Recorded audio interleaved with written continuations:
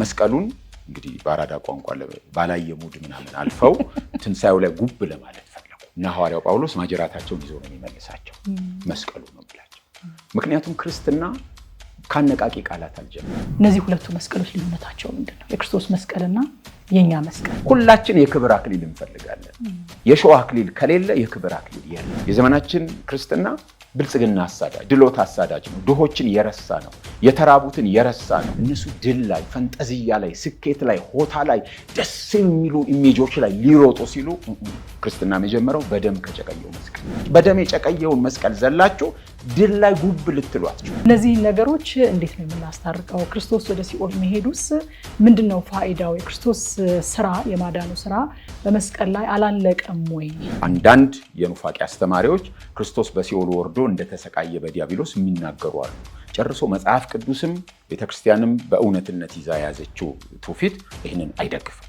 እዚህ ላይ ምንም ግርታ ሊኖር አይገባም። ጳውሎስም እኛ ግን የተሰቀለውን ክርስቶስን እንሰብካለን ይላልና የተሰቀለውን ክርስቶስን መስበክ ማለት ምን ማለት ነው? ሲምፕሊ ሲኦል የስቃይ ስፍራ አይደለም፣ የሙታን መናኸሪያ። ወደ ሲኦል መውረዱን የማይቀበል አባት ወይም ሊቅ አልነበር።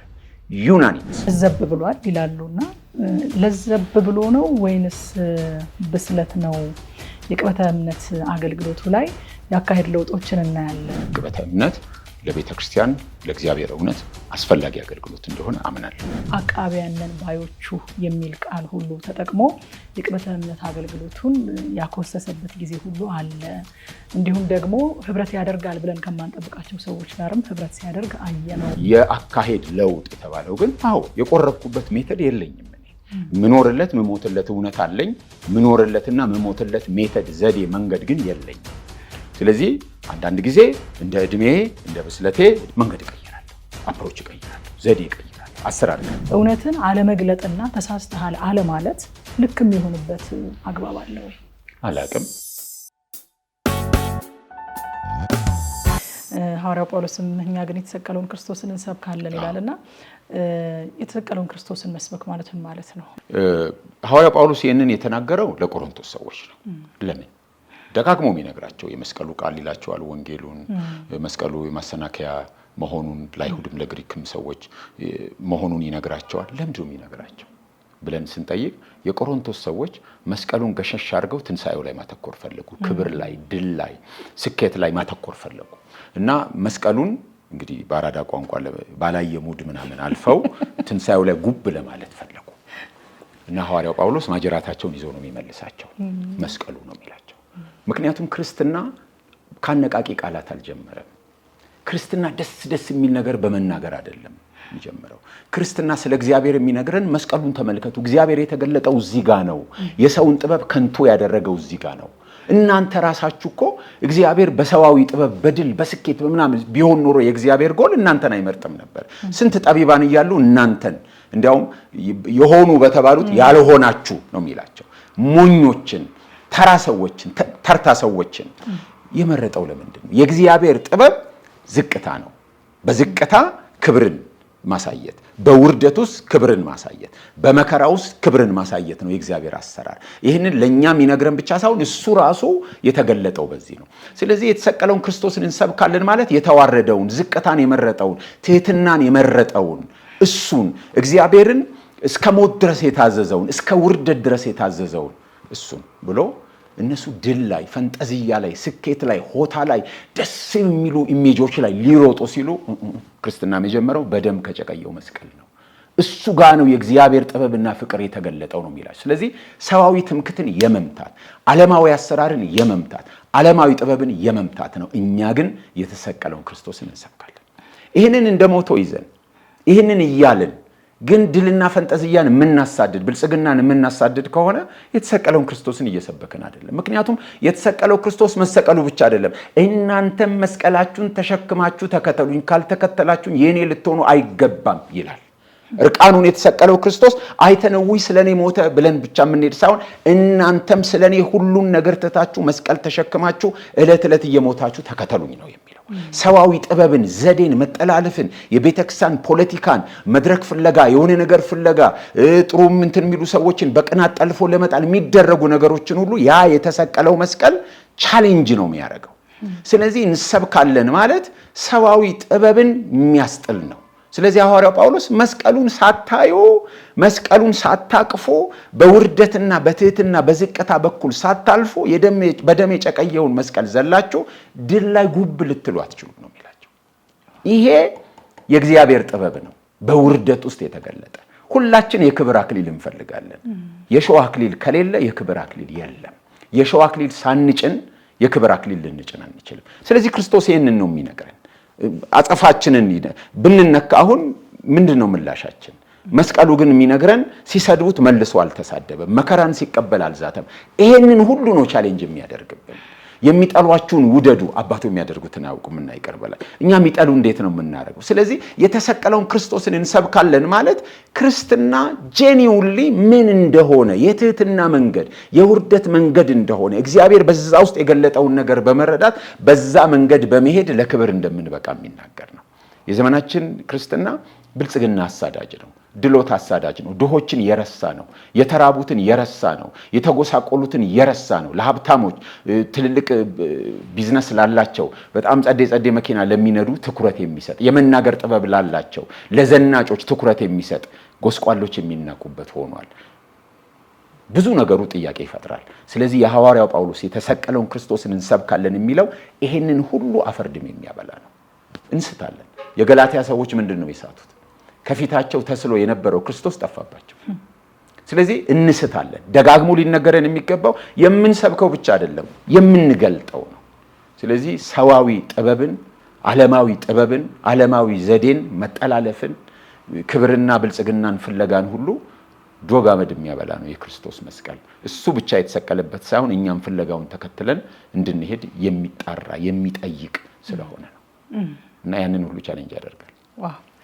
ሁለት መስቀሎችን ነው ያነሳው። የክርስቶስ መስቀል አለ፣ እኛ ደግሞ ዕለት ተሸክመን የምንከተለው የኛ መስቀል አለና ክርስቶስ የሆነልን እኛ የማንሆነው ግን ደግሞ ፍለጋውን እንድንከተል ምሳሌውን ትቶልን ያለፈው እኛ ደግሞ የምንሆነው እነዚህ ሁለቱ መስቀሎች ልዩነታቸው ምንድነው? የክርስቶስ መስቀልና የኛ መስቀል ያው ቀዳሚና ተከታይ መሆናቸው ነው። አንደኛው ቀዳሚና ተከታይ ማለት ክርስቶስ ስለተሰቀለልን ነው እኛ መስቀል ተሸክመን የምንሄደው እንጂ ይሄኛው ቀድሞ ያኛው ሊከተል አይችልም። ምክንያቱም ክርስቶስ ሊሞትልን የመጣው ገና ኃጢአተኞች ሳለን ነው። ገና ጠላቶቹ ሳለን እንጠላዋለን። እግዚአብሔርን አምላክን የሚጠሉ ሆነዋል እንደሚል የሮሜ መጽሐፍ ማለት ነው። እየጠላ ነው የሞተልን። ስለዚህ የሱ ነው የሚቀድመው። በፍቅሩ ስንነካ ግን እሱን ለመምሰል ነው የምንነሳው። እሱ ምንድነው ያደረገው? ባለፈበት ጎዳና ሁሉ የእግዚአብሔርን ፈቃድ እያስቀደመ ነው የኖረው። ኢቭን ጌቴሴማኒ ላይ በቃ ቢቻልህ እቺ ጽዋ ከኔ ትለፍ፣ ግን ያንተ ፈቃድ ይሁን ነው። በፈቃደኝነት ነው የጨለጠው። ሊያመልጥ የሚችልባቸው ነገሮች ነበሩት፣ ግን የእግዚአብሔር ፈቃድ ያ በመሆኑ ለእግዚአብሔር ፈቃድ ተገዛ። እሱ ያንን ከገለጠ እኛም ደግሞ እሱን ተከትለን የምንሄደው የየራሳችንን መስቀል ተሸክመን ነው። እኔነታችንን የምንክድበት መስቀል፣ እኔ ተኮርነታችንን የምንክድበት መስቀል፣ ለሌላው የምንኖርበትን ህይወታችንን ለሌላው አሳልፈን የምንሰጥበትን፣ ባልንጀራችን ከኛ እንደተሻለ የምንቆጥርበትን፣ የኛን የክብር ፍላጎት ለእግዚአብሔር ፈቃድ የምናስገዛበትን መስቀል ተሸክመን ነው የምንሄደው። ራሳችንን መካድ አለብን። የእግዚአብሔር የሆኑት ስጋን ከክፉ ምኞቱና መሻቱ ጋር ምን አደረጉ? ሰቀሉ። ምን ሰቅለው እኛ ነን። እግዚአብሔር መጥቶ እንዲሰቅልን አይደለም የምንጠብቀው። ክፉ ምኞትና መሻታችንን በየዕለቱ ስላንተ በየዕለቱ እንገደላለን እንደሚል በየዕለቱ ነው ራሳችንን የምንክደው። ሰይጣንን፣ ዓለምን የምንክደው በየዕለቱ ነው። ዓለማዊነትን፣ ኃጢአትን የምንክደው በየዕለቱ ነው። ለራሳችን ደስታ፣ ለራሳችን ምቾት፣ ለራሳችን ጉዳይ ቅድሚያ የምንሰጠውን ትተን እግዚአብሔር ምን ይፈልጋል፣ እግዚአብሔር በዚህ ውስጥ ዓላማው ምንድን ነው፣ የእግዚአብሔር ሐሳብ ምንድን ነው የሚለውን እያስቀደምን እንድንጓዝ መስቀሉ ግድ ይለናል። ሐዋርያው ጴጥሮስ በመጀመሪያ መልእክቱ ላይ በጣም ነው ቻሌንጅ የሚያደርገው። ክርስቶስ ስለኛ መከራን የተቀበለና የሞተው እንድትድኑ ነው ብቻ አይደለም ይለን፣ ፍለጋውን እንድትከተሉ የተጠራችሁት ለዚሁ ነውና። ስለዚህ ክርስቶስ እንዴት ነው የኖረው ማለት አለብን። በቤተ ክርስቲያን ታሪክ ውስጥ ከስርየት ጋር ተገናኝተው ከቀረቡ ጽንሰ ሐሳቦች አንዱ ክርስቶስን ሞዴል አድርጎ መመልከት ነው። ሞዴል ብቻ ግን አይደለም፣ ግን ሞዴል ነው እንዴት መኖር እንዳለብን። ሐዋርያው ጳውሎስ ኤፌሶን ላይ ስለ ትዳር እንኳን ሲናገር ሚስቶችን ለክርስቶስ እንደምትገዙ ለባሎቻችሁ ተገዙ ብሎ ሲናገር ባሎችን ጥሩ ባል የመሆን ሞዴል ምን እንደሆነ ሲስልላቸው ክርስቶስን ነው የሚያቀርብላቸው። ክርስቶስ ለቤተ ክርስቲያን ደሙን በማፍሰስ እድፈትና የፊት መጨማደድ እንዳይኖርባት እንዳደረገ እናንተም እንደዚህ ሁኑ በማለት ይናገራል። ስለ ሁሉ ነገር ክርስቶስን ነው የምንመለከተው። ቤተ ክርስቲያን መጋቢዎች እንዴት መሆን አለባቸው? መሪዎች ክርስቶስ ነው የእረኞች አለቃ። እሱ እንዴት አይነት እረኛ ነበረ? ምዕመናን እንዴት ነው መኖር አለባቸው? እሱ ለእግዚአብሔር ፈቃድ ሙሉ በሙሉ እየተገዛ እንደኖረ እነሱ ነው እንዴት መኖር አለባቸው? በእያንዳንዱ ነገር ሞዴል በመፈለግ እኛ እንቸገራለን። በምድር ላይ እኮ ብዙዎች ሞዴል በማጣት ይቸገራሉ። በቤታቸው የወንድን ሮል ሞዴል የሚጫወት ሰው ከሌለ ልጆች ይቸገራሉ። የእናት ሞዴል የሚጫወት ከሌለ ይቸገራሉ። የሆነ ሞዴል የአገራዊ ጀግና ሞዴል በእንትን ሞዴል እንቸገራለን። ክርስቶስ ለሁሉ ነገር ሞዴላችን ነው።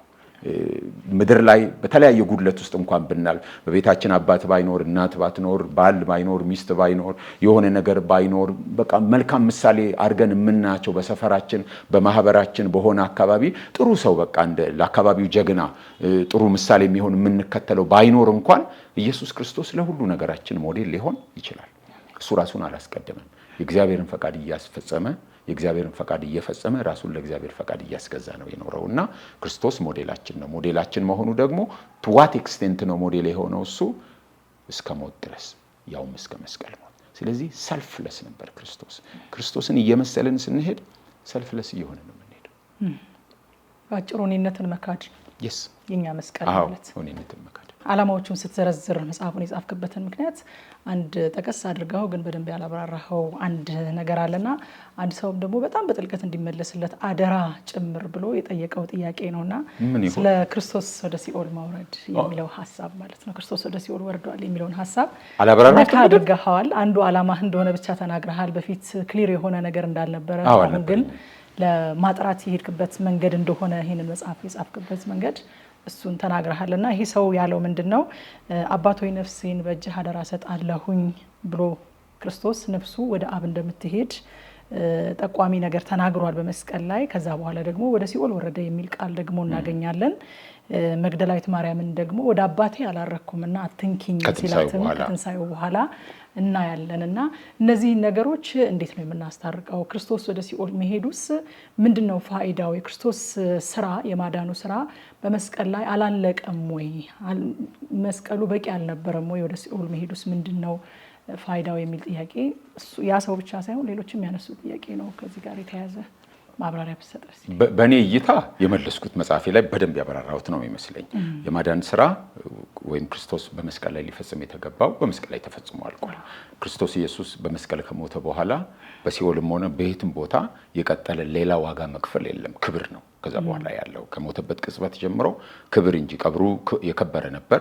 በዛን ጊዜ ሰዎች በመስቀል ከሞቱ በኋላ አይጥና ጥንባንሳ የሚቦዳድ ሰው ወይ ደግሞ ዝም ብሎ የሚጣልና የውሻ መጫወቻ የሚሆን ነው የነበረው ሁኔታ። ክርስቶስ ግን ያውን በባለጸጋ መቃብር ነው የተቀበረው። በየትኛውም መልኩ ከሞተባት ቅጽበት የሚቀጥል መከራና ስቃይ አልነበረም። መጽሐፉም ላይ ይሄን አቅርብ ያለው ይሄ ሊሰመርበት ይገባል። አንዳንድ የኑፋቄ አስተማሪዎች ክርስቶስ በሲኦል ወርዶ እንደተሰቃየ በዲያብሎስ የሚናገሩ አሉ። ጨርሶ መጽሐፍ ቅዱስም ቤተክርስቲያንም በእውነትነት ይዛ የያዘችው ትውፊት ይህንን አይደግፍም። እዚህ ላይ ምንም ግርታ ሊኖር አይገባም። ወደ ሲኦል መውረዱ ለምን አስፈለገ ከተባለ ሰዎች ሁሉ ሲሞቱ ወደ ሲኦል ነው ነፍሳቸው የምትወርደው ማለት መጽሐፍ ቅዱስ ይናገራል። ያዕቆብ ሲሞት ነፍሴ ከነሽበት ወደ መቃብር ወርዳለሁ ይላል። ዳዊት ይናገራል። ብሉይ ኪዳን በጣም ብዙ ቦታዎች ላይ ወደ ሲኦል ስለመውረድ ይናገራል።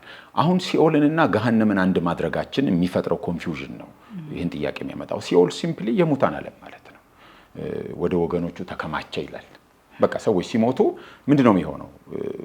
ሞትን በፊዚካል ዓለም የስጋ ሞትን ስንመለከት የስጋና የነፍስ መለያየት ነው። ስጋው ወይም አስክሬኑ ወይም ሬሳው መቃብር ውስጥ ይሆናል። ከጥቂት ጊዜ በኋላ ይበሰብሳል፣ አፈር ይሆናል። ግን የሰው ነፍስ ግን የሆነበት ትቆያለች። ትንሣኤ ስለ ብሉይ ኪዳን ነው የምናወራው። የት ነው የሚሄዱት? የት ነው የሚሄዱት ስንል ወደ ጌታ አይደለም የሚሄዱት።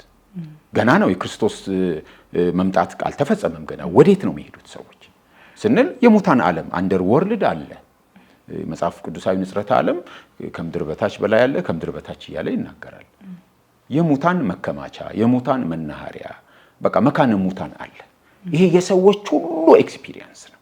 የሰዎች ሁሉ የጻድቃንም የኃጣንም። ሙሴ ምንድነው ያለው? እነዛን ሰዎች ሲያመጹበት እኔ እግዚአብሔር ሰው ከሆንኩ አዲስ ነገር በቃ ይካሄዳል፣ ምድር ተሰንጥቃ ከነህይወታቸው ተዋጣቸው አለ። ከነህይወታቸው ወደ ሲኦል ወረዱ ይላል። እነዛ ሰዎች አመፀኞች ናቸው። ጻድቃንም እነ ያዕቆብም ሌሎቹም የሄዱት ወደ ሲኦል ነው፣ አብርሃምም ጭምር ማለት ነው። ስለዚህ ሲምፕሊ ሲኦል የስቃይ ስፍራ አይደለም፣ የሙታን መናኸሪያ ነው። ስለዚህ ክርስቶስ ኢየሱስ ሞቷል ስንል የሞትን ኤክስፒሪየንስ ፉሊ እንደ ሌሎች ሰዎች ኤክስፒሪየንስ አድርጓል ማለታችን። ምንም ሞቶ ወደ ሲኦል ካልወረደ መናኸሪያው የሙታን መናኸሪያ ጋር ካልሄደ ሌሎች ሰዎች ሞተው ወደዛ የሚሄዱበትን ኤክስፒሪየንስ ካላደረገ ፉሊ የሰውን ሞት ኤክስፒሪየንስ አድርጓል የሚለውን ለመግለጥ ያስቸግራል። ስለዚህ ለምንድን ነው በቃ ሰዎች ሁሉ ሲሞቱ የሚሆኑት ነው የሆነው? ሲኦል መቆያ ስፍራ ነው፣ የኃጣንም የጻድቃንም። ሉቃስ 16 ላይ ጌታችን የሚናገረው አንድ ምሳሌ አለ። ጻድቁ ሰው በአብርሃም እቅፍ በሲኦል፣ ኃጥኡ ሰው እዛው በሲኦል ግን ደግሞ የስቃይ ማለት የገሃነም ፍርድ አይደለም፣ በቃ የጸጸት ስፍራ የሚሆነውን ያውቁታል። ሰከንድ ቻንስ የለም። ሊመጣ ያለውን ፍርድ በደንብ ነው የሚገነዘቡት። ስለዚህ የጸጸት የቁጭት የመንገብገብ ስፍራ ነው ለኃጣን። የሚመጣውን ፍርድ ያውቃሉ። ግን ፍርድ የሚካሄደው መጨረሻው ተነስተው ኃጣንም ፍርድ ከተካሄደ በኋላ ወደ ገሃነም ነው የሚገቡት። ጻድቃን ደግሞ ረፍት ላይ ናቸው። በተስፋና በናፍቆት ነው ያንን ቀን የሚጠብቁት። የሚነሱበትን ቀን በናፍቆት ይጠብቃሉ። እግዚአብሔር እንዲፈርድላቸው የሚጠይቁ ናቸው። በግፍ የሞቱም ካሉ መቼ ነው የምትፈርድልን ብለው የሚጠይቁ ናቸው። ራእይ ላይ እንደዛ አይነት ነገር ተጠቅሶ እናያለን። ስለዚህ የመጀመሪያው ምክንያት የሙታን ዓለም ነው። ሰዎች ሁሉ ሲሞቱ ስጋቸው ሲበሰብስ ነፍሳቸው የምትቆይበት ስፍራ ነው። ጊዜያዊ መቆያ አድርገን ልንወስደው እንችላለን። ይህንን ነገር የቤተክርስቲያን የእምነት መግለጫ በደንብ አድርጎ ነው የሚናገረው። የሐዋርያት የእምነት መግለጫ በተሰቀለ በሞተ ወደ ሲኦል በወረደ ከዛ በኋላ በተነሳ ብሎ ነው በግልጽ የሚናገረው። የአትናቴዎስ የእምነት መግለጫ ይህንን በግልጽ ያስቀምጣል። የቤተክርስቲያን አባቶች በሙሉ ነው የምለው ዩናኒመስሊ ያምናሉ። ወደ ሲኦል መውረዱን የማይቀበል አባት ወይም ሊቅ አልነበረም። ዩናኒመስ ነው። ለዚህ ደግሞ መጽሐፍ ቅዱስ ላይ የተገለጡ የተወሰነ ምንባባት አሉ። እነሱ እንዲል ለማድረግ ሞክሬያለሁ። ከጴጥሮስ መልእክት፣ ከሮሜ መልእክት፣ ከኤፌሶን መልእክት፣ ከሌሎቹም እነዚህን ሐሳቦች ከአንደኛ ጴጥሮስ ከሁለተኛ ጴጥሮስ ለማቅረብ አቅም በፈቀደ መጠን ሞክሬያለሁ። ስለዚህ ይሄ ትክክለኛ አስተምሮ ነው። በጣም ያስገረመኝ ነገር አለ። ትላንት አንድ መጽሐፍ ገዝቼ ነበር። መጽሐፉን ባልናገር ይሻላል፣ ግን ዋጋውን 1000 ብር ነው የገዛው። ተማሪኛ መጽሐፍ ነውና መጨረሻ ላይ የሐዋርያት የእምነት መግለጫ አለ። ሳነበው ወደ ሲኦል በወረደ የሚለው የለውም። አንድ ዕለት በዚህ በአገልግሎት ቆይታዬ አንድ ቤተክርስቲያን የእምነት መግለጫ ሲባል ሰማሁ፣ አየሁት እየተባለ ወደ ሲኦል የወረደ የሚል የለውም። ኤዲት ማድረግ እንችላለን ማለት ነው እንደፈለግን። ነገ ደግሞ ሌላውን እንነካለን ወይ አላቅም። ስለዚህ ወደ ሲኦል መውረዱ የቤተክርስቲያን በሙሉ ድምፅ የምታምነው። እንዲያውም አንደኛው ሲናገር የነ ጳውሎስ ይሁን የነ ዮሐንስ የሐዋርያቱ የነሱ ደቀ መዛሙርት የነበሩ እንደነገሩትና ከሱ እንደተቀበለም የተናገረበትን ፓፒያስ ይመስለኛል እንደሱ ሐሳብ አንድ ቦታም ማጣቀሻውን አቅርቤያለሁ። ግን ዩናኒመስ የሆነ ቤተክርስቲያን አቋም ነው። በእምነት መግለጫዎችም ላይ የተገለጠ ነው። የመጽሐፍ ቅዱስ ድጋፍም ያለው ነው። የመጽሐፍ ቅዱስ ክፍሎቹ ትርጓሜ አማራጭ ትርጓሜ ቢኖራቸውም እንኳን ግን አባቶች የተረጉሙት የነበረው በዛ መንገድ ነው። ሄዶ ምን አደረገ? አልተሰቃየም። ምን አደረገ ስንል ግን መጽሐፉ ላይ የተብራሩ ነገሮች አሉ። አንደኛው የሞትንና የሲኦልን ቁልፍ ቀምቶ መምጣቱን ይነግረናል። አንደኛው ሐሳብ በዚያ ላሉ ርኩሳን መናፍስት ድል መንሳቱን እንዳወጀላቸው፣ አሸናፊነቱን እንዳወጀላቸው ይናገራል። አንደኛው ደግሞ ሐሳብ በዛ ላሉ ጻድቃን በቃ ሲጠብቁት የነበረው የመሲሁን መምጣት ይጠብቁ የነበሩ ጻድቃንን ይኸው መጥቻለሁ፣ ይኸው ስለ መሞቴ በትንቢት ስትናገሩ የነበረው ነቢያት ይኸው ተፈጽሟል። ስለዚህ የምስራች ብሎ ለነሱ ሲጠብቁት የነበረው ነገር መፈጸሙን የምስራች እንደነገራቸው ይናገራል። አንዳንዶቹን ከሲኦል ከዛ በኋላ የጌታ ፕሬዘንስ ባለበት ነው ጻድቃን የሚሆኑት። ገነት የሚለው ፊዚካል ሎኬሽን ሳይሆን ጌታ ያለበት ሁሉ ተደርጎ ቢወሰድ ይሻላል የሚል ሐሳብ እንደዛ አይነት ሐሳብ አቅርቤ ያለው። ስለዚህ በሲኦል ያደረገው እነዚህን ነገሮች ነው። ለዲያብሎስ ሽንፈቱን ለጨለማ ኃይላት አወጀላቸው። ምናልባት ለፍርድ ተጠብቀው በጨለማ ታስረው የተቀመጡ አሉ። መጽሐፍ ቅዱስ ስለ አጋንንት ሲነግረን የወደቁ መላእክት የአለቅነት ስፍራቸውን ያልጠበቁትን እነሱን እስከ ፍርድ ቀን በጨለማ አስሮ አቆይቷቸዋል ይላል። የታሰሩ አክቲቭሊ የማይንቀሳቀሱ አሉ ማለት ነው። አት ዘ ሴም ታይም ደግሞ ጌታ ኢየሱስም ሐዋርያትም ዛሬም እኛም ከሰዎች የምናስወጣቸው ክፉ መናፍስት የምንገስጻቸው የሚወጡ አሉ፣ እየተንቀሳቀሱ እየሰሩ ያሉ ግን በሆነ ቦታ እስከ መጨረሻው ፍርድ ታስረው ይቆዩም አሉ። ምናልባት ፍርዱን የተናገረው ለነሱ ሊሆን ይችላል። ፍርዳቸውን አወጀላቸው። በተስፋ ሲጠብቁ ለነበሩ ቅዱሳን ነፍሶች እነሱ ተስፋው መፈጸሙን ነገራቸው። ሲነሳ የሞትና የሲኦልን ከዛ በፊት እነሱ እጅ የነበረ ቁልፍ ቀምቶ ተነሳ። ስለዚህ ስፍራው የውርደት የስቃይ ስፍራ አልነበረም ለክርስቶስ። ወደዛም የወረደው የሞቱ ሰዎች ሁሉ ኤክስፒሪየንስ የሚያደርጉትን ኤክስፒሪየንስ ለማድረግ ነው። የሞቱን እውነተኛነት ነው በይበልጥ የምናየው። እንደ ማንኛውም ሰው የምናየው። አንድ ሰው የጠየቀው ጥያቄ አለ። ኢየሱስ ክርስቶስ ስለኛ ነፍሱን አሳልፎ ስለመስጠቱ ቅዱሳት መጻሕፍት ይናገራሉ። ይሄንን እውነት ግን የእግዚአብሔር ልጅ ነኝ ብለሃል፣ ይሄንን ቤተ መቅደስ አፍርሱት በሶስተኛው ቀን እሰራለሁ ብለሃል ከሚለው አክቹዋል ክስ ጋር እንዴት ነው የምናስታርቀው የሚል ሐሳብ ያለው ሰው አለ። አንድ ምዕራፍ አለ እዚህ ላይ የክርስቶስ ሞት የሰዎች ክፋት ወይስ የእግዚአብሔር እቅድ የሚል። ሁለቱም ልክ ነው። በሁለት ገጽታዎች አሉት። በምድር ገጽታ ስናይ ክርስቶስ ኢየሱስ የሞተው በሰዎች ክፋት ነው። በይሁዳ ገንዘብን መውደድ አሳልፎ ሰጠው። በቀያፋ በቅናት ምክንያት አሳልፎ ሰጠው። ጲላጦስ ለእውነት ባለመቆም ምክንያት ለፈቃዳቸው አሳልፎ ሰጠው። የእስራኤል ሕዝብ በመሪዎቹ ገፋፊነት በርባንን ልቀቅልን፣ ኢየሱስን ግን ስቀለው ብሎ አሳልፎ ሰጠው። ለአሕዛብ ሰጡት። አሕዛብም ሮማውያን ደግሞ ወስደው ሰቀሉት። ስለዚህ የተደረገው ነገር ሁሉ የሰዎች ክፋት እንደሆነ ያላለውን ብለው ይህን ቤተ መቅደስ አፍርሱት አለ እንጂ አፈርሰዋለሁ አላለም። አፍርሱት፣ እኔ ግን በሶስተኛው ቀን አስነሳዋለሁ። ይሄንንም ራሱ የተናገረው ስለ ሰውነቱ ነው። አፍርሱት ነው ያለው። ስለዚህ የሐሰት ምስክሮች አቅርበውበታል። የምስክሮቹ ቃል አልተጣጣመም። ብዙ ነገሮች ተካሂደዋል። የሰዎች ክፋት ነው ወይ? አዎን፣ የሰዎች ክፋት ብቻ ግን አይደለም። ኢየሱስ ክርስቶስ በሰዎች ክፋት የተገደለ ብቻ ሳይሆን በእግዚአብሔር ፈቃድ የሞተም ጭምር ነው። ኢየሱስ ክርስቶስ ራሱን ነው አሳልፎ የሰጠው። አብ አስገድዶት አይደለም። ማንም አስገድዶት አይደለም። የሰዎች ክፋትም የበላይ ሆኖ አይደለም። ምክንያቱም ሊገሉት ያሰቡት ያኔ ብቻ አይደለም። ገና ሲወለድ ጀምሮ በጨቅላነቱ እንዲገደል ተሞክሮ ነበረ።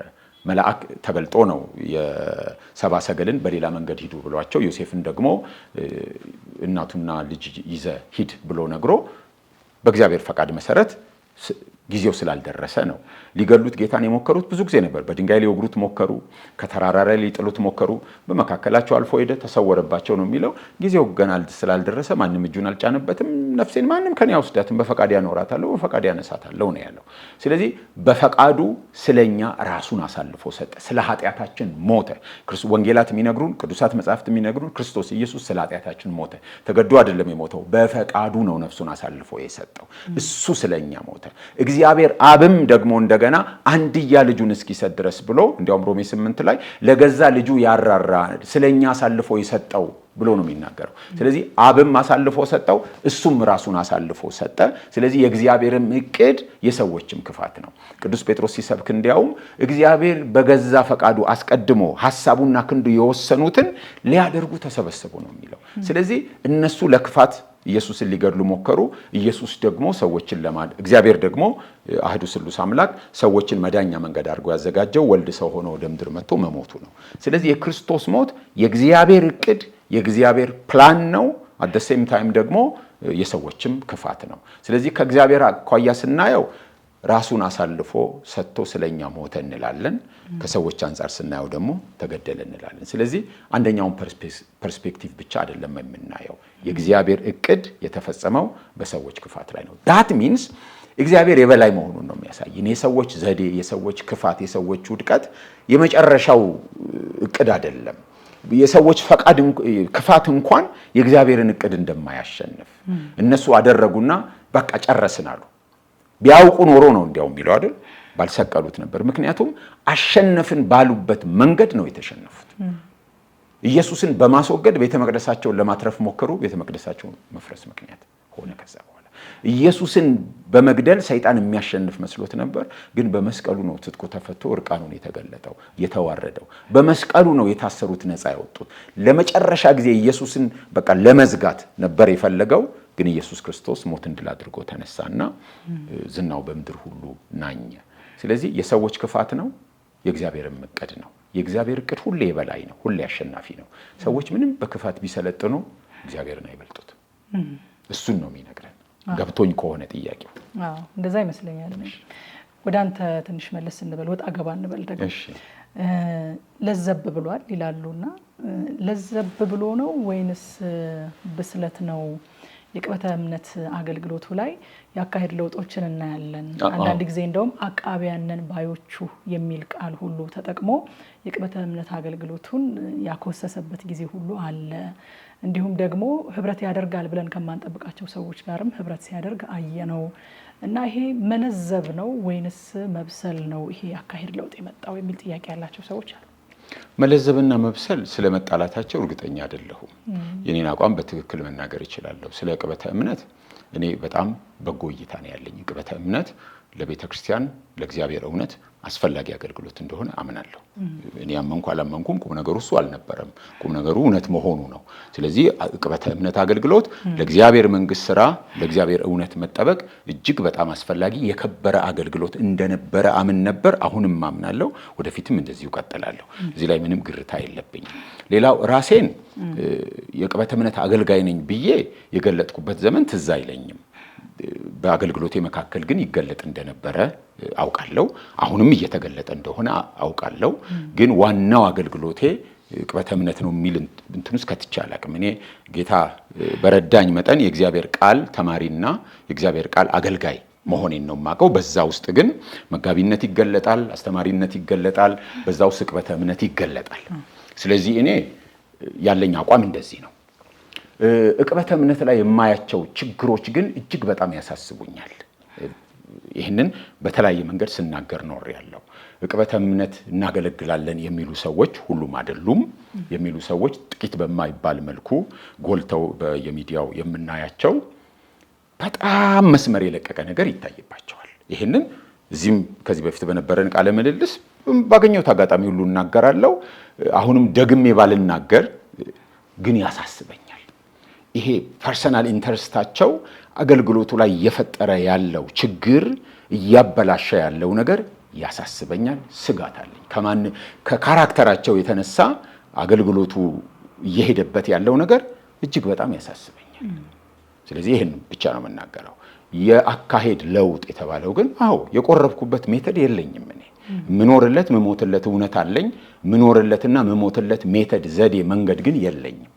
ስለዚህ አንዳንድ ጊዜ እንደ እድሜ እንደ ብስለቴ እድሜ ሲጨምር ሆፕፉሊ ብስለቴ እንደሚጨምር አስባለሁ። መንገድ እቀይራለሁ፣ አፕሮች እቀይራለሁ፣ ዘዴ እቀይራለሁ፣ አሰራር እቀይራለሁ። አንዳንድ ጊዜ ደግሞ ተቀባዩ የበለጠ ሊቀበል የሚችልበት መንገድ፣ ግቤን የምመታበት መንገድ የቱ ነው ብዬ አስብና ዘመኑ የሚጠይቀው መንገድ የቱ ነው ብዬ አስብና አካሄድ አሰራር እቀይራለሁ። እውነቴ ግን አይቀየርም። ለእግዚአብሔር እውነት፣ ለመጽሐፍ ቅዱሳዊ እውነት ምኖርለትም ምሞትለትም ነው። ማንም ባደራ ይሰጠኝ አይደለም። ይሄ የእግዚአብሔር እውነት ስለሆነ ነገር ግን ያንን የማደርስበትን መንገድ ግን የቆረብኩበት መንገድ የለኝም። በተለያየ ጊዜ በተለያየ መንገድ ልጠቀም እችላለሁ። ከማይገባቸው ሰዎች ጋር ህብረት ነው ህብረት ያደርጋል ብለን ከማንጠብቃቸው ሰዎችም ጋር ህብረት ሲያደርግ እናየዋለን እና ከዚህ ጋር ህብረት አላደርግም የምንልበት ልክ የለንም ወይ? የሆነ መስመር የለንም ወይ? ምንድነው መስመሩ? ልክ አለን፣ መስመር አለን። ከማይጠብቋቸው ሰዎች ጋር ህብረት አደርጋለሁ። ወደፊትም አደርጋለሁ። ምክንያቱም የሆኑ ሰዎች ከሚጠብቋቸውና የሆኑ ሰዎች ከማይጠብቋቸው ጋር ያንን እየተከተልኩ አይደለም ህብረትም አደርገው። እውነቱን ተከትዬ አስፈላጊ መሆኑን ያመንኩበት የእግዚአብሔር ሰው ነኝ። የእግዚአብሔርን ፈቃድ ተከትዬ ለመፈጸም ነው ሞክረው እንጂ የሆኑ ሰዎች አብሬያቸው እንደሆነ ከማይፈልጉ ሰዎች ጋር እነዛን ሰዎች ለማስደሰት ማንንም የማስደሰት ሐሳብ፣ ማንንም የማስቆጣት የማናደድ ሐሳብ የለኝም። የሆኑ ሰዎችን ፈቃድ ተከትዬ ለመፈጸም ፍላጎት የለኝም። ያመንኩበትን ነገር ሳደርግ ኖሬያለሁ። ያመንኩበትን ነገር ወደፊትም አደርጋለሁ። ህብረት ለማድረግ መስመር የለንም ወይ? አለን። የደመቀ መስመር አለን። ጨርሶ ህብረት ላደርግ የማልፈልጋቸው ሰዎች አሉ። ፖዚሽን ያላቸው በቤተ ክርስቲያን ውስጥ የታወቁ ምናልባት በጋራ ማህበሮቻችን መሃል ፖዚሽን ያላቸው ሊሆኑ ይችላሉ። የእግዚአብሔር ሰውነታቸውን ማልቀበል እውነተኛነታቸውን ማልቀበል ጨርሶ ህብረት ከነሱ ጋር የማድረግ ፍላጎት የሌለኝ ሰዎች አሉ። እኔ ስለፈለኩ ሳይሆን ከእውነቱ ያፈነገጡ ስለሆኑ በሚዛኑ መሰረት መንፈሳዊ ህብረት አላደርግም። መንፈሳዊ ህብረት አላደርግም ማለት ግን ዘግቻቸው አልፋለሁ ማለት አይደለም። ድንገት ብንገጣጠም ጤና ይስጥልኝ የሚል እግዚአብሔር ሰላምታ ሊኖረኝ ይችላል። ጎረቤት ሆነው ለቅሶ ከደረሰባቸው ምናልባት ለቅሶ ላጽናና ይሄድ ይሆናል። የሆኑ ሰዋዊ የሆኑ ግንኙነቶች ሊኖሩኝ ይችላሉ። ግን መንፈሳዊ ህብረት ጨርሶ አላደርግም። ምንድነው ቀዩ መስመር? የክርስቶስ ማንነትና ስራ፣ የወንጌሉ እውነት። ይህንን ቅድም እንዳልኩት ዝም ብሎ አምናለሁ ነው በማለት ብቻ ሳይሆን በመኖር የሚገለጥ በአፋቸው ባንደበታቸው እውነት ነው ኢየሱስ ክርስቶስ ተሰቅሎ ሞቷል እያሉ በህይወታቸው ግን መስቀሉን ችላ ብለው ብልጽግናን የሚያሳድዱ ሰዎችን፣ ድሆችን አቢዩዝ የሚያደርጉ በቤተ ክርስቲያን ውስጥ ካሉ ከነዚህ ሰዎች ጋር መንፈሳዊ ህብረት አይኖረኝም። ስለዚህ በተለያየ መልኩ አይኖረኝም። መንፈሳዊ ህብረት አይኖረኝም ማለት ግን ሰዎቹ የሚታረሙበትን እድል የመስጠት ሰዎቹ የሚመለሱበት እድል ካለ ባለቤቱ ነው የሚያውቀው እግዚአብሔር። ያንን እድል በእኔ በኩል የሚያቀርብበት እግዚአብሔር አሰራር ካለ ግን ተመለሱ ለማለት እውነቱ ይሄ ነው ብሎ እውነቱን ለማቀበል እድል ሳገኝ ግን ሞስት ፕሮባብሊ ይጠቀምበታል። ግን አብሮ ህብረት ማድረግ በጉባኤያቸው ተገኝቶ የሆነ ነገር የማሳየት ፍላጎት ግን የለኝም እና መስመር አለኝ እኔ። መስመሬ ግን የአንዳንድ ሰዎች ፍላጎት አይደለም። እውነትን በፍቅር መግለጥ የሚል መጽሐፍ ቅዱሳዊ ሀሳብ አለና ያ እውነት ለሰዎቹ ህይወት ይሆናቸዋል በምንልበት መንገድና በዛ አይነት በተመቻቸ ጊዜ እንድንናገር ያ ክፍል ያበረታታናል። ግን ደግሞ እውነትን አለመናገር፣ እውነትን አለመግለጥ፣ ይሄ ነገር ስህተት ነው አለማለት ልክ የሚሆንበት እድል ይሰጣል ወይ? ይሄ ነገሩን ያንን ሰው ያ ሰው ነገሩን አሁን በዚህ ሁኔታ በነገረው አይቀበለውም በሚል ወይንም በሌላ ተጓዳኝ ምክንያት እውነትን አለመግለጥና ተሳስተሃል አለማለት ልክ የሚሆንበት አግባብ አለ ወይ? አላቅም። የተሳሳቱ እንደሚመለሱ አምናለሁ። እግዚአብሔር ማንንም ሰው ሊመልስ ይችላል። የፈለገ የመጨረሻ አዘቅት ውስጥ ቢወድቅ አንድ ሰው የእግዚአብሔር ጸጋ ከዛ ይልቅ ያለመጠን የበለጠ ስለሆነ የሳቱ ሊመለሱ የወደቁ ሊነሱ እንደሚችሉ አምናለሁ። ከኔ አቅም ከኔ መረዳት በላይ ሊሆን ይችላል። የእግዚአብሔር ጸጋ ግን ላያድነው የሚችል ቅርቃር ውስጥ የገባ ሰው የለም። የእግዚአብሔር ጸጋ ያለመጠን ከልክ ያለፈ ነው። የማይለካ ነው የእግዚአብሔር ጸጋ። ሰዎችን ሊያድን እንደሚችል አምናለሁ። የማይመለሱ ሰዎች ለመመለስ የማይችሉ አሉ ብዬ አላምንም። ያን መንገድ እግዚአብሔር በምን ሰርቶ እንዴት እንደሚያደርጋቸው አላቅም። ግን ቅድም ከተነሳው ሐሳብ ጋር አንዳንድ ጉልህ የሳቱ ሰዎችን ስናይ ሰዎቹን ብቻ ነጥለን መመልከት ያለብን አይመስለኝም። ከጀርባቸው ሺዎች አሉ። ስለዚህ አንዳንድ ጊዜ የሰዎቹን ክፋት ብቻ አይተን የሰዎቹን ግትርነት ብቻ አይተን ከጀርባ ያሉትን ሰዎች አብረን ችላ እንዳንል እፈራለሁ። አንዳንድ ሜተዶች በእነሱ በኩል አልፎ ሰዎቹ ላይ ተስፋ እንኳን ብንቆርጥ ከጀርባ ካሉ ሰዎች መካከል እነሱን ከሚከተሉ ማዳን መናጠቅ የምንችላቸው የእውነትን ዘር ልንዘራ የምንችልባቸው ሰዎች ካሉ አንዳንዴ ዘዴያችንን መቀየር ሁሉ ሊያስፈልገን እንደሚችል አስባለሁ። ስለዚህ በጊዜውም አለጊዜውም እውነት መነገር አለበት። አዎ፣ ግን ይዛ ጨርሶ አያስፈልግ የሚባልበት ቦታ አለው ለሚለው እኔ አላቅም። አንድ ሰው የጠየቀው ጥያቄ አለና የወንጌል ማዕከል ምንድን ነው? የኢየሱስ ስቃይ ወይንስ የምስራች? ንጉሱ ተነስቷል፣ ለንጉሱ ተገዙለት ብሎ ሰዎችን ማስገዛት ሙሉ ነገር ነው። ክርስቶስ ኢየሱስ አምላክ ሰው ከመሆኑ ጀምሮ ስለኛ በምድር ላይ የኖረውን ህይወት ሞቱን፣ ትንሣኤውን፣ እርገቱን፣ ዳግም ምጽአቱን ሁሉ ነው የምንናገረው። በዛ ሂደት ውስጥ ሰዎች ከኃጢአት እንደነጹ፣ ዲያብሎስ እንደተሸነፈ፣ ኃጢአት እንደተሸነፈ በዛ ስራ ውስጥ ሰዎች ብቻ ሳይሆኑ አጽናፈ ዓለሙ ከእግዚአብሔር ጋር እንደታረቀ የምንናገርበት የእግዚአብሔር ዓላማ ግን በክርስቶስ ዓለምን ሁሉ መጠቅለል ነው። ክርስቶስ ሞትን ድል አድርጎ ተነስቶ ነግሷል። ስለዚህ ይህንን ሁሉ ስዕል ውስጥ መክተት አለበት። በእኛ በወንጌላውያን ብዙ ጊዜ አጽንኦት የሚሰጠው ስለ ኃጢአት መሞትና የግለሰቦች መዳን። በቃ ወንጌል እንናገራለን፣ ግለሰቦች ከዳኑ 4 ነጥብ አድርገን ነው የምንዘጋው።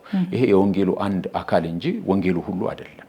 ስለዚህ ወንጌሉ ሁሉ በኃጢአት ምክንያት የተበላሸው ዓለም፣ ከኃጢአት ምክንያት ከክፉ በታች የሆነው ዓለም፣ ከኃጢአት ምክንያት ከእግዚአብሔር ያፈነገጠው ዓለም ተመልሶ በክርስቶስ ገዥነትና ድል መንሳት እንደሚዋጅና እግዚአብሔር በክርስቶስ በኩል በመላ ዓለሙ ላይ እንደሚነግስ ክርስቶስ ሁሉን እንደሚጠቀልል ይሄ ነው ወንጌሉ። ይሄ ግን መገለጫዎቹ ያው የሰዎች ከኃጢአት መዳን ክርስቶስ ስለ ኃጢአታችን መሞት የወንጌሉ አካል እንደሆነ አምናለሁ። ስለዚህ እኔ ሙሉውን ነገር መናገር ክላይማክሱ ግን እግዚአብሔር ፍጥረትን ሁሉ በክርስቶስ የሚጠቀልል መሆኑ ነው ብዬ አምናለሁ። ንግስና ሲል እሱ ማለቱ ይመስለኛል። የእግዚአብሔርን መንግስት ስለማስተዋወቅና ንጉሱ ኢየሱስ የምስራች ከሚለው ቃል አያይዞ ነው የጠየቀው። ጥያቄውን ሰፋ አድርጎ ነው ያቀረበው። እኔ ጠቅለል ለማድረግ ሞክሬያለሁ። የምስራች ነው ወንጌል ውስጥ ያሉ ሙግቶችን ስለማቃቸው እዛ መካከል ያሉ እኔ የሆኑ ቦክሶች አይመቹኝም። ያን በዛም ነው ያ ሁሉም ወደ ራሱ ካምፕ ሰዎችን ለመመተት የሚያደርገው ጥረት አለ።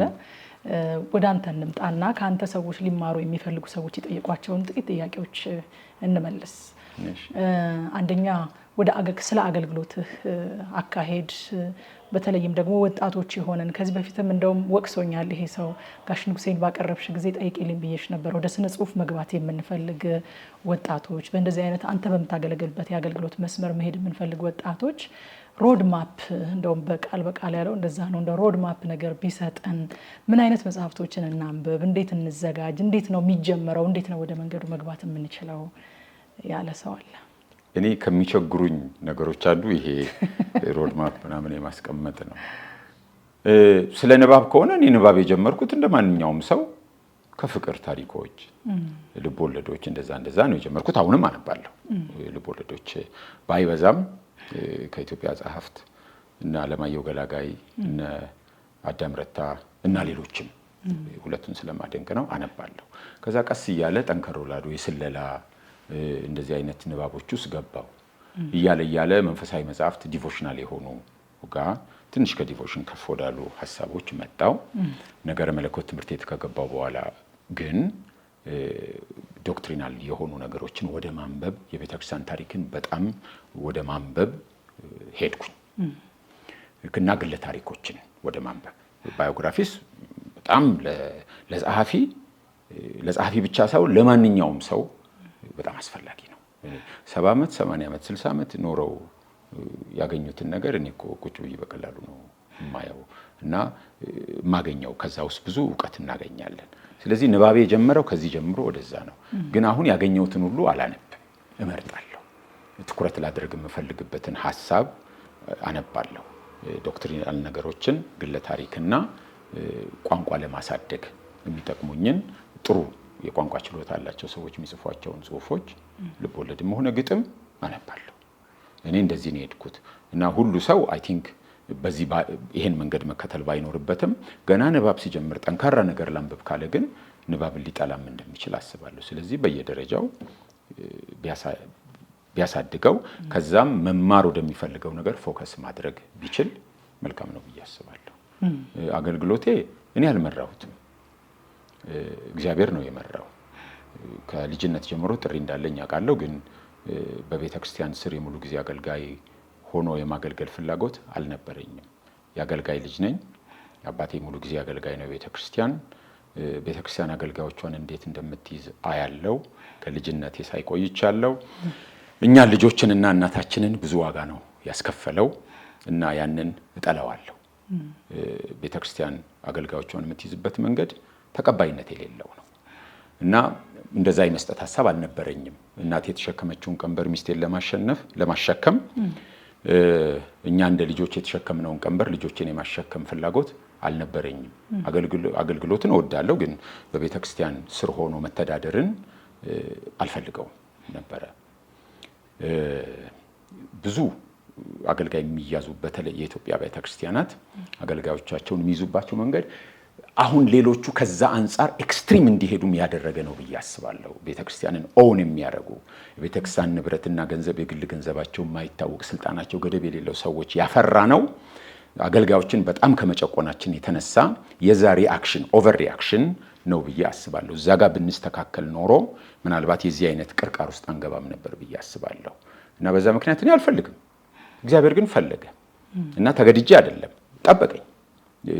በአባቴ ዘመን የነበሩ አገልጋዮች ሲናገሩ ለወንጌሉ በጣም ቢካል እግርን ሰብራለሁ እንደተባሉ የሆነ ነገራቸው እንደተመታ የሆነ ነገራቸው እንደተቃጠለ የሚናገሩ ሰዎች አሉ። አላቅም እንዴት እንደሆነ እግዚአብሔር በቸርነቱ ታገሰኝ። ልቤን እያባበለ መጨረሻ ማንም በሌለበት ቤት ዘግቼ ጌታ ሆይ በቃ የምትፈልገው ይሄን ከሆነ እሺ አታኖረኝ እንደሆነ ግን አያለሁ ብዬ ባዶ ቤት ውስጥ ሚስቴን በሌለችበት ነው መሸነፌን ለጌታ የገለጥኩት። የቤተክርስቲያን ጥሪ የመጣው ከዛ በኋላ ነው እና ወደዛ ነው የመጣሁት። እኔ አልመራሁትም። ግን ጥሪ ያላቸው ሰዎች ራሳቸውን ለማሳደግ በጣም ቢጥሩ በጣም ራሳቸውን ለማሳደግ እውነቱን ለመረዳት እና የበለጠ አቅም እንዲሉ ጥያቄዎችን ሁሉ ለመመለስ እንዲችሉ ራሳቸውን በማስታጠቅ ቢበረቱ እመክራለሁ። እንግዲህ ለመምከር ከበቃው ማለት ነው። ሌላ ደግሞ ብቻ የራሳቸውን ኑሮ ሊደጉም የሚችል የራሳቸውን ገቢ ቢያደርጉ በቤተ ክርስቲያን ከመቸገር ይድናሉ ብዬ አስባለሁ። በነፃነት የሆነ ቢዝነስ ቢኖራቸው ከአገልግሎት ጋር ያልተገናኘ አገልግሎታቸውን በንጽህና ለማገልገል አቅም ይሰጣቸዋል ብዬ አስባለሁ። ቤተ ክርስቲያን ውስጥ ያለው ችግር የገንዘብ ብቻ አይደለም፣ የፓወር ፕሌይ አለ። የቤተክርስቲያን መሪዎች አንዳንድ ጊዜ የማስተማርም የምንም ስጦታ የሚኖራቸውን ሰዎች በቃ የበላይ ማን እንደሆነ ለማሳየት የሚገለጡ ነገሮች፣ በቅናት የሚደረጉ ነገሮች ከልጅነቴ ጀምሮ ሳየው ኖር ያለው ቤተክርስቲያን ውስጥ ብዙ አይነት የተበላሹ አሰራሮች አሉና እነሱን ማስተካከልም አብያተ ክርስቲያናት እንዳለባቸው አስባለሁ። አለበለዚያ ነገ አገልጋዮች ልናጣ እንደምንችል ወይም አቅም ያላቸው አገልጋዮችን በማጣት ተስፋ የቆረጡና የተሰበሩ ሰዎችን ብቻ ይዘን የምንቀጥልበት ሁኔታ እንዳይሆን እፈራለሁ። ስለ ምክር ነው የጠየቅሽኝ። የኔን ታሪክ አመጣጥ ወደ መናገር ሄድኩ። አዎ እንደው ስለ ልብን ስለመጠበቅ ትንሽ ብጨምርበት ደስ ይለኛል። አሁን በእውቀት አቅጣጫ ወይንም በፋይናንስ አቅጣጫ ስለመዘጋጀትና ለዛ ነገር ራስን ስለማብቃት ነው ሞር የተናገርከውና አንድ ሰው ደግሞ የጠየቀው ጥያቄ በቤተክርስቲያን ውስጥ እንዳደገ ሰው እንደ አገልጋይ ልጅ ለቤተክርስቲያን ቅርብ እንደሆነ ሰው ቤተክርስቲያን ውስጥ ያሉትን ፖለቲካውን ምኑን መገፋፋቱን በቅርበት እንደሚያይ ሰው በሩቅ ያለ ሰው እንደሚያየው አይደለም፣ በቅርብ ያለው ሰው ብዙ ነገሮችን ያያልና እነዚህ ነገሮች እንደሚያይና እንደሚያውቅ ሰው በእኛ ቋንቋ ለምን አልተሰናከልክም ይመስለኛልና እንዴት ነው ልብህን የምትጠብቀው? አሁን እየተናገርክ ራሱ ያለህ ፓሽንና ስለ ጌታ ስታወራ ያለህ ነገር በጣም እንትን የሚያደርግ ነው፣ የሚነካ ነው። እኔ አሁን ቁጭ ብዬ እዚህ አሜን ምናምን ብል በጣም ደስ ይለኝ ነበርና በእነዚህ ሁሉ እነዚህ ነገሮች እያየ እንደሚኖር ሰው ግን እንደዚህ ደግሞ አለ አይደል ልብ፣ ፍቅር፣ እነዚህ ነገሮችስ እንዴት ነው ጠብቆ መሄድ የሚቻለው ያለ ሰው አለ። አሁን እንዴት ነው የሚቸገረኝ የሚለው ማስረዳት ለቤተክርስቲያን አክብሮት አለኝ። አንድ ነገር የቤተክርስቲያን መሪዎች ቤተክርስቲያን አይደሉም። መሪዎች ናቸው ይወክላሉ፣ ግን ቤተክርስቲያን ማለት መሪዎቹ አይደሉም። ቤተክርስቲያን የክርስቶስ ናት። እግዚአብሔር ሌላ አማራጭ ተቋም የለውም። ለቤተክርስቲያን አክብሮት አለኝ። እኔ በአንዳንድ አሰራሮች እያዘንኩና እየተቃወምኩ እንኳን ለክርስቶስ ቤተክርስቲያን አክብሮት አለኝ። በዘመኔ ሁሉ እስከዛሬም በነበረኝ ነገር በጣም ጎልቶ በሚሰማ ሁኔታ ስተቶችን እየነቀፍኩ እንኳን ለቤተ ክርስቲያን አክብሮት አለኝ። ቤተ ክርስቲያን ባለቤት አላት፣ እኔ አይደለሁም፣ እነሱ አይደሉም። ባለቤቱ ስለሚጠይቅ እኔ ለቤተ ክርስቲያን አክብሮት አለኝ። የለችም፣ ጠፍታለች፣ ምን አይደለም። የእግዚአብሔር እውነት ያለበት ቦታ ነው። ቤቱን እግዚአብሔር ይጠብቃል። እዛ ውስጥ እኔ አንድ ጠጠር ነኝ፣ ሌሎችም ጠጠሮች አሉ። አንድ ይሄ አክብሮት የጠበቀኝ ይመስለኛል። ቤተ ክርስቲያን ላይ አምሼ በቤተ ክርስቲያን ላይ የሆነ ነገር ብዬ አላቅም። ድሮም አሁንም በሙሉ ጊዜ አገልግሎት እያገለገልኩም ለቤተ ክርስቲያን ትልቅ አክብሮት ነው ያለኝ። አክብሮቴ ከሰዎቹ የተነሳ አይደለም፣ ከባለቤቷ ከክርስቶስ የተነሳ ነው። ክርስቶስ ደግሞ የሞተላቸው ሰዎች ናቸው። ቀጥሎ ደግሞ ማን እንደጠራኝ ያውቃለሁ። እኔ ቤተ ክርስቲያን አይደለም የሰጠችኝ አገልግሎቴ። የሆኑ የማስተማር ጸጋ ቤተ ክርስቲያን አልሰጠችኝ፣ እግዚአብሔር ነው የሰጠኝ። ቤተ ክርስቲያን ጸጋ ስጦታዬን አውቃ ነው ብታገለግለን ብላ የጠራችኝ እንጂ አገልግሎቴን ከማን እንደተቀበልኩ ታውቃለሁ። ሰዎች የሚሰጡኝና ሰዎች የሚነሱኝ አይደለም። ሰዎች መድረክ ሊከለክሉኝ ይችላሉ፣ ግን አገልግሎቴን ሊዘጉ እንደማይችሉ አውቃለሁ። ሰዎች የሆነ ገመድ ሊያጠብቁብኝ ይችላሉ በተለያየ መልኩ፣ አገልግሎቴን ግን እችን ታንክል እንደማይቀንሱ ታውቃለሁ። ምክንያቱም የሰጠኝ እሱ ነው። እግዚአብሔር መዓት መንገዶች አሉት፣ በጣም በርካታ በሮች አሉት። እኔ ራሴን በጣም እገድባለሁ እንጂ ማንም ሰው አገልግሎቴን እንደማይዘጋብኝ አውቃለሁ፣ እንደማይከፍትልኝም አውቃለሁ። የሆኑ ሰዎች አገልግሎት እድል እንዲሰጡኝ ሰዎችን እጅ አልነሳም። እኔ አሁን ማገለግልባቸው ቦታዎች በሙሉ ለማገልገል አንዲትም ክር አልሳብኩም፣ አንዲትም ስትሪንግ ፑል አላረኩም። በቃ እግዚአብሔር ሲፈልግ የሚበላ ነገር ካለሽ ሰዎች አገልግሎቱን ይከፍታል። የኔ የየለት ትግል የታገለግላለሁ በመኖ የታገለግላለሁ ሆኖ አያውቅም። ራሴን ለማሳደግ በንባብ በጸሎት በመመርመር እውነቱ የቱ ጋር ነው በመፈተሽ የኔ ትግል ያለው ከዛ ጋር ነው። ያንን እየታገልኩ የሆነ ነገር ከተገኘና ያ ከወጣ ፈላጊው ብዙ እንደሆነ አውቃለሁ። ስለዚህ አንድ የጠቀመኝ ይሄ ነው። አገልግሎቴን ከማን እንደተቀበልኩ ታውቃለሁ። ያንን ለማሳደግ ግን በቃ አንዳንዴ በጣም እየደከመኝ እንኳን በቃ እውነቱን ለመረዳት የእግዚአብሔርን እውነት በስንፍናና በቸልተኝነት አቅሜ እንዳይወሰን ጠልቄ ለመረዳት እግዚአብሔር ባበዛልኝ ጸጋ መጠን እቆፍራለሁ፣ ቤተክርስቲያንን አከብራለሁ። ስለዚህ ምን ይሆናል ከዚህ በላይ? ቤተክርስቲያንን ካከበርኩ ምንም ቢያደርጉኝ መሪዎቹ ናቸው እንጂ ቤተክርስቲያን አይደለችም ማለት እችላለሁ። የሆኑ ነገሮች ቢዘጉ ሰዎች ናቸው እጅ የዘጉት፣ እግዚአብሔር ሌላ እንደሚከፍት አውቃለሁ። ምክንያቱም አገልግሎት እንዲሰጠኝ እግዚአብሔር ነው። የቤተክርስቲያን ድርሻ ጥሪን አውቆ አገልግሎትን መሾም ነው። አንዳንድ ጊዜ ጥሪያቸው ታውቆ በሆነ ክፋት ምንም ዘግተዋቸው የሚኖሩ ሰዎች ለአመታት 7 ዓመት 10 ዓመት የሚታሹ ሰዎች አሉ። ያስገርመኛል። እግዚአብሔር የሰጠውን ጸጋ ከመቀበል ውጭ ምንድነው ማሸት? ፖዚሽን ራሱ ለመስጠት ሰዎችን ለአገልግሎት ለመሾም ያለው ፖለቲካ በጣም ሰፊ ነው ያለው። ብቻ ብዙ ነገሮች አሉ። ግን መዳኛው አገልግሎቱ ከማን እንደሆነ ማወቅ ይመስለኛል። እግዚአብሔር ነው የሰጠኝ። ማንም ስጋ ለባሽ ሊወስደው አይችልም። ማንም ስጋ ለባሽ በር ሊዘጋ አይችልም። ይሄኛውን በር ቢዘጉ እዚህ ጋር እግዚአብሔር 2 በር ይከፍታል። ቦታ ለማግኘት ምንም ጥረት አላደረግም። የረካው ሰው ነኝ። በምድር ላይ ረክቼ በጌታ ስራ ክርስቶስ ኢየሱስ በሰራው ስራ ረክቼ የምኖር ሰው ነኝ። በኑሮዬ ደስተኛ ነኝ። ክርስትናዬን እኔ ሲምፕል ላይፍ ለመኖር ነው የምሞክረው። ጆን ስቶት ራዲካል ዲሳይፕል በሚል መጽሐፋቸው የደቀ መዝሙርነት አንዱ መገለጫ ሲምፕል ላይፍ ነው፣ ሲምፕሊሲቲ ነው ይላሉ። እኔ ሲምፕል ላይፍ ነው የምኖረው። የሆነ የተጋነነ የከበረ ነገር ምናምን አልፈልግም። ሲምፕል የሆነ ላይፍ ከቤተሰቤ ጋር ለመኖር ነው የምመርጠውና የሆኑ ነገሮች ፍለጋ አልደክምም። ስለዚህ በጣም ሳትስፋይድ ነኝ እኔ እና እነዚህ ነገሮች ጠብቀውኝ ይሆን አላውቅም። ቅድም እንዳልኩሽ እንደዚህ ብሎ የሆነ ሮድ ማፕ ማስቀመጥ ላይ ጎበዝ አይደለሁም። ምኖረው እነሱን ካልኩሌት እያረኩ አይደለም። ከፊት ያለውን በገባኝ መጠን እየኖርኩት ነው የምቀጥለው። ይሄ ሁለቱ ግን ትልቅ ፕሪንሲፕል ሆኖ አግኝቼዋለሁ። ቤተክርስቲያን አገልጋዮች ቤተክርስቲያን አይደሉም እና አገልግሎት ከእግዚአብሔር ነው የተሰጠን የሚለው ትልቅ ኮንክሪት የሆነ እውነት ሆኖ አግኝቼዋለሁ። እኔ ጥያቄዎቼ የማያባሩ ናቸው። እነዚህን ሁሉ ጥያቄዎች ለመመለስ ታግሰህ ይህን ሁሉ ሰፊ ሰዓት ሰጥተህ ካለህ አጭር ጊዜ ላይ ሀሳብህን ስላካፈልከን በጣም ማመስገን ፈልጋለሁኝ። የመጨረሻ መልእክት የምትለው ካለ ደግሞ ሰሞኑም የጌታ ልደት የምናስብበት ስለሆነ እንኳን አደረሳችሁ የምትለው የምታመሰግነው ቤተሰብህን እነዛን በሚዲያ የምናውቃቸውን ባለቤትህንና 2 ልጆችህን ሰላምታም ምስጋናም ማቅረብ ይቻላል። የመጨረሻ መልእክትም ማቅረብ ይቻላል። ይጨርሻል። እሺ፣ አንቺን አመሰግናለሁ እና ያንቺን ክሩ ሐሳቤን እንድገልጽ በጻፍኩት መጽሐፍ ዙሪያ እንድናገር እድል ስለተሰጠኝ አመሰግናለሁ። ጥሩ ጠያቂ እንደሆንሽ ከዚህ በፊትም ነግሬሻለሁ። ጥሩ ትጠይቂያለሽ። የሰዎችን ሐሳብ በደንብ በጨዋነት እንዲተላለፍ ታደርጊያለሽ። በርቺ። አመሰግናለሁ።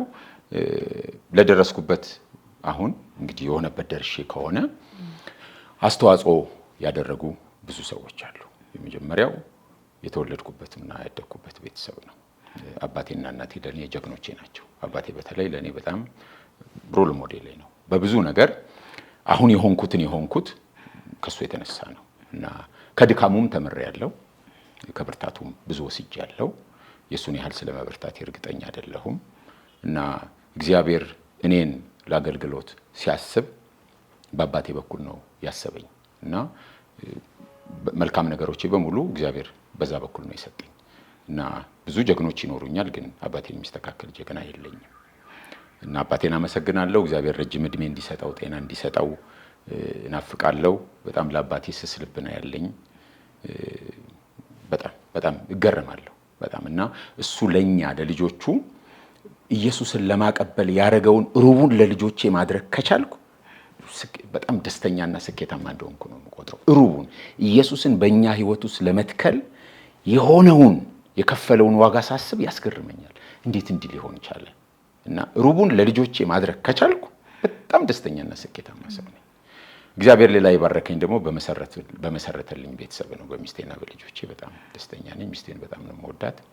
አሪፍ ሰው ናት። እግዚአብሔርን የምትፈራ ሰው፣ ጭንቅላት ያላት ሰው ናት። እኔ ሁሌ ጭንቅላቷ ቦታው ላይ ነው ያለው እያልኩ ነው የምናገረው። ታስገርመኛለች። እውነቴን ነው የምነግርሽ።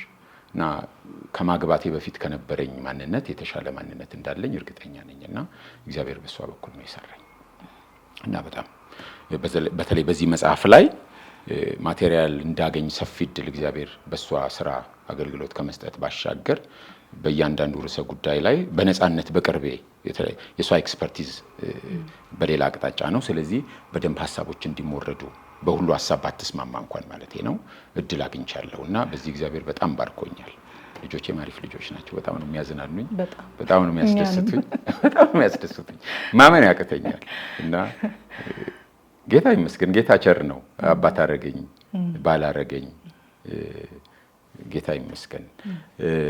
ለመላው ተመልካች አድማጭ ተመልካች ነው የምትሉት መሰለኝ። እንኳን ለብርሃነ ልደቱ አደረሳችሁ። የክርስቶስን ልደት ስናስብ እግዚአብሔር ምን ያህል ሰውን እንደሚወድ፣ እግዚአብሔር ወዳጃችን ነው። የኛ ብቻ ሳይሆን የሰው ሁሉ ወዳጅ ነው። እግዚአብሔር የሰዎች ጠላት አይደለም። ሰዎች በኃጢአት ምክንያት ከእግዚአብሔር ራቁ። ሰዎች በኃጢአት ምክንያት ከእግዚአብሔር ሸሹ። እግዚአብሔርን ጠላታቸው አደረጉ እንጂ እግዚአብሔር የማንም ጠላት አይደለም። የክርስቶስ መወለድ እግዚአብሔር ከፍቅሩ የተነሳ ያደረገው፣ የክርስቶስ መስቀል እግዚአብሔር ከፍቅሩ የተነሳ ያደረገው የፍቅሩ ውጤት እንጂ መስቀሉ የፍቅሩ ጅማሬ አይደለም። እግዚአብሔር አስቀድሞም ይወደናል፣ ሲወደን ኖሯል። ስለወደደን ከፍቅሩ የተነሳ ማንም እንዳይጠፋ አንድያ ልጁን ሰጠን። ስለዚህ የክርስቶስ መሰጠት የእግዚአብሔርን ሰው ወዳድነት፣ የእግዚአብሔርን ፍቅርነት፣ የእግዚአብሔርን መልካምነት፣ የእግዚአብሔርን ጸጋ የሚናገር ነው። ከጸጋው የተነሳ ነው የሰጠን።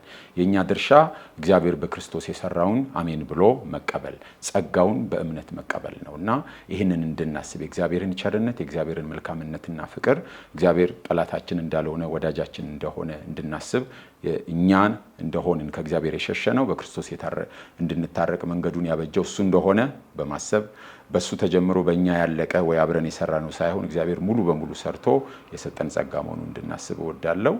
ይህንንም መልካምነትና ቸርነት ወንጌልንም በመንገር ሰዎችን በችግራቸው በማገዝ የተራቡትን በማብላት የታረዙትን በማልበስ ብቸኞችን አይዟችሁ በማለት እንድንገልጠው ወንድማዊ ምክሬን አስተላልፋለሁ። እግዚአብሔር ይባርካችሁ፣ ጸጋ ይብዛላችሁ። መልካም የልደት በዓል መታሰቢያ ይሆንላችሁ። ተባረኩ። አሜን። በመጨረሻ የመጽሐፉን አድራሻ የት ነው የሚገኘው? ኦኬ፣ መጽሐፉ በጣም አስደንግጦኛል። የምጠብቀው ነገር ነበረኝ። ያው ስሰራውም እግዚአብሔር እየመራኝ አብሮኝ እንደነበር እያገዘኝ እንደሆነ ስለማውቅ እሁድ መጽሐፉን አስመርቄ ሐሙስ መጽሐፉ አለቀ። 3000 መጽሐፍ እና አልጠበቅኩም ነበር። አሁን ለጊዜው ምናልባት ጥቂት ኮፒዎች ስቴዲየም አካባቢ መሰረተ ክርስቶስ መጽሐፍ መደብር ይገኛሉ መሰለኝ።